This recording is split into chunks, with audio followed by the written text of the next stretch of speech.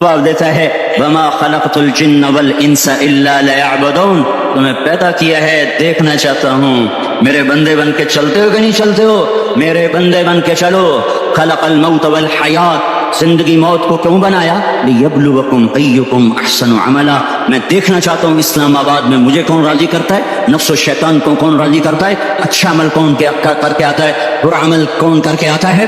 انا جعلنا ما علی الارض زینۃ لہا لنبلوہم ایہم احسن عملا، میں نے جو اسلام آباد کو خوبصورت بنایا اور بڑے خوبصورت پہاڑیاں اور اوپر مری کی پہاڑیاں، سوات کالام کی پہاڑیاں، وادیاں، میدان بوسا، یہ میں نے اس لیے سب کچھ بنایا ہے کہ میں تمہیں دیکھنا چاہتا ہوں کہ تم میں خوبصورت اور اچھا عمل کون کرتا ہے۔ یہ نہ سمجھنا کہ تمہارا رب سو گیا ہے، لا تاخذہ سنۃ ولا نوم، یہ نہ سمجھنا کہ تمہارا رب کمزور ہو گیا ہے، ما کان اللہ لیعجزہ من شیء، یہ نہ سمجھنا کہ آبادی کی کثرت سے تمہارا رب اب گنتی نہیں کر سکتا اور غافل ہو گیا ہے۔ لا تحسبن اللہ غافلا عما يعمل الظالمون، یہ نہ سمجھنا رات کے اندھیرے، اسلام آباد کی کالی رات اور اس کالی رات میں ہونے والی مستیاں وہ تمہیں اللہ سے چھپا لیتی ہیں، یہ نہ سمجھنا کہ اندھیرا اس سے کسی چیز کو چھپا لیتا ہے۔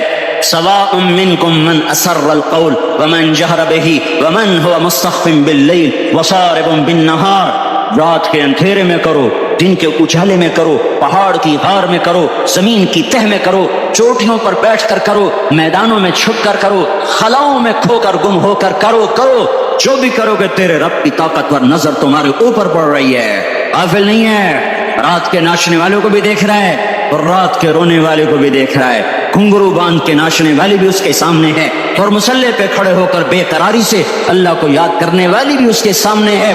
پوسٹر کی زینت بن کے فون بیچنے کے لیے آئے ہائے کہتے آج آزادی کا دور ہے، یہ کیسی آزادی ہے کہ عورت اتنی سستی ہو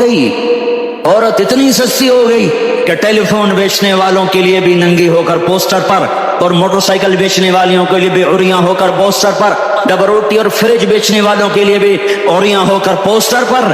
یہ آزادی نہیں ہے، یہ فحاشی ہے، یہ بے حیائی ہے، یہ اخلاق کی آگ ہے، یہ بد اخلاقی کا جنگل ہے، انسانیت نہیں ہے۔ انسانیت وہ ہے جو میرا محبوب لے کر آیا، جو حضرت محمد صلی اللہ علیہ وسلم لے کر آیا، اس نے عورت کو عزت بخشی، مقام بخشا، ماں کے روپ میں بنایا کہ اس کے قدموں تلے جنت ہے، بیٹی کے روپ میں بیٹی کا روپ اللہ تعالیٰ نے دیا تو میرے نبی نے فرمایا اللہ نے جس کو 2 بیٹیاں دی ان کی شادی کر کے بیاہ دیا تو اور میں جنت میں ایسے ہو جائیں گے۔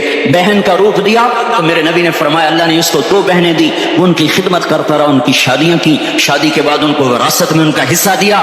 پورے پاکستان کا رواج ہے مالدار یا فقیر اپنی بہنوں کو بھائی جائیداد میں حصہ نہیں دیتے، جو جہیز دے دیا بس وہی دے دیا اور باقی پر ٹاکا مار کے قابض ہو جاتے ہیں۔ کوئی بہن حصہ مانگے تو کہتے ہیں بڑی بے غیرت ہے، بھائیوں سے مانگتی ہے۔ بے غیرت تو وہ ہے جس نے ایک شادی کا دودھ پینے والی بہن کا حق مار کے گھر بیٹھ گیا ہے۔ تو جس نے 2 بہنوں کو پالا، شادی کی، ان کا پورا حق ادا کیا، حق ادا کرنے کے بعد بھی ان کا خیال کرتا کرتا مر گیا تو اس پہ جنت واجب ہو گئی۔ بیوی کے روپ میں آئی تو اللہ تعالیٰ کے نبی نے فرمایا بہترین مسلمان وہ جو اپنی بیوی کے ساتھ اچھا سلوک کرے، اور میں سب سے اچھا سلوک کرتا ہوں اپنی بیویوں کے ساتھ، اور بہترین مال وہ ہے جو تم اپنی بیوی پر خرچ کرتے ہو اور اپنے بچوں پر خرچ کرتے ہو۔ اللہ تبارک و تعالیٰ نے اسلام کو عورت کی عزت کا ذریعہ بنایا۔ یہ عورت کی عزت نہیں ہے کہ گھنگرو باندھ کر وہ سٹیج پر اس کی چھنکار پہاڑوں کو بھی چھلنی کر رہی ہو اور ایمان کے بھی جنازے اٹھ رہے ہوں۔ کیا ظلم و ستم ہے، جو امت حیا پھیلانے آئی تھی وہی بے حیائی کے اڈے چلانے بیٹھ گئی۔ جس امت نے پاکیزگی کو وجود دینا تھا وہی گٹر کے بیوپاری بن گئے، جو سچ کو بیچنے آئے تھے وہی جھوٹ کے ایجنسی ہولڈر بن گئے، جو عدل کا نظام قائم کرنے آئے تھے وہی ظالم بھیڑیے بن کے بیٹھ گئے۔ جبھی تو اللہ نے قیامت کا دن رکھا ہے۔ مظلوم کی ہائے سے بچو، شاید آج طاقت کے نشے میں تجھے کسی ماں کا آنسو ٹپکتا ہوا نظر نہ آئے، شاید کسی بوڑھے باپ کی فریاد تیرے در تک نہ پہنچے، شاید کسی معصوم بچے کا رونا تیرے کان تک نہ پہنچے۔ انتظار کرو، ایک دن آ رہا ہے، انہم یرونہ بعیدا ونراہ قریبا۔ تمہیں دور نظر آتا ہے، تمہیں قریب نظر آتا ہے. یوم تکون السماء کالمہل وتکون الجبال کالعہن، جب آسمان پھٹ جائے گا، پہاڑ روئی بن جائیں گے. اذا السماء انفطرت، جب آسمان پھٹے گا. واذا الکواکب انتثرت، جب ستارے جھڑیں گے. واذا القبور بعثرت، جب قبریں اکھڑیں گی. آج ظالم و مظلوم میں نہ کھڑا کرنے کے اللہ خدا رہا ہے.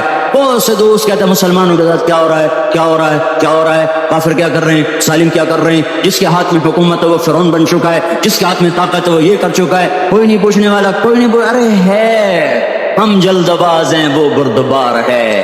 ہماری طبیعت میں جلدی ہے، اس کی طبیعت میں بردباری ہے.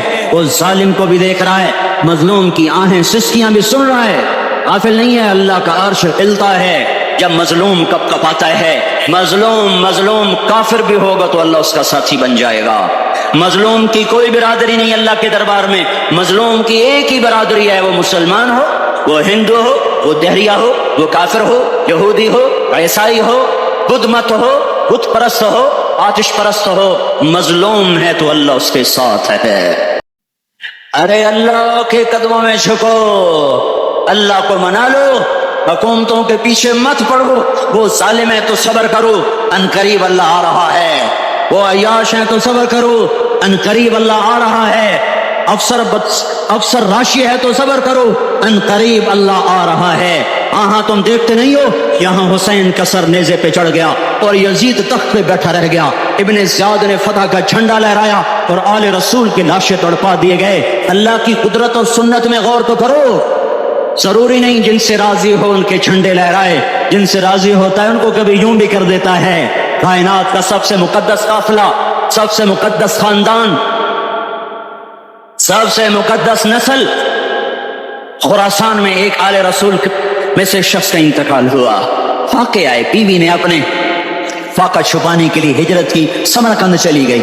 وہاں پہنچی تو ایک والی سمرقند کے پاس گئی. مسافر ہوں، پردیسی ہوں، رات کے لیے ٹھکانا چاہیے، بچوں کے لیے خوراک چاہیے، میں آل رسول میں سے ہوں. اس نے کہا کوئی گواہ لاؤ تو آل رسول میں ہے. کہ میں تو پردیسی ہوں، میرا تو کوئی گواہ نہیں. وہ کہنے لگا یہاں ہر دوسرا آدمی کہتا میں آل رسول ہوں. وہ پریشان ہوئی. کسی نے کہا وہ جو پارسی ہے نا، آتش پرست، بڑا سخی ہے، اس کے پاس چلی جا. اس کو جا کر بتایا میں آل رسول میں سے ہوں اور میں پردیسی ہوں، مجھے 1-2 رات کا ٹھکانہ چاہیے جب تک کہ میں اپنا کوئی روزگار نہ بنا لوں. اس نے اس کو گھر میں ٹھکانہ دیا. رات کو والی سمرقند نے خواب دیکھا کہ وہ جنت میں ہے اور ایک عالی شان محل ہے. اس کے دروازے پر حضرت محمد صلی اللہ علیہ وسلم کھڑے ہوئے ہیں. عمر آ کر کہتا ہے یا رسول اللہ یہ کس کا گھر ہے؟ تو آپ نے فرمایا ایک مسلمان کا گھر ہے. تو اس نے کہا یا رسول اللہ میں بھی مسلمان ہوں. تو آپ نے فرمایا اپنے اسلام پر گواہ پیش کرو، اپنے اسلام پر گواہ پیش کرو. تو ایسے کانپ گیا. پھر آپ نے فرمایا میری بیٹی آئی تو تو نے کہا گواہ پیش کر، تو بھی اپنے اسلام پر آج گواہ پیش کر. آل رسول تھے، اس سے وہ ضرورت کے وقت آئی اور تو نے گواہ مانگے. یہ خاندان ہے، یہ خاندان کائنات کا افضل ترین. اس کی آنکھ کھلی، اس کی ہائے ہائے چیخ پکار.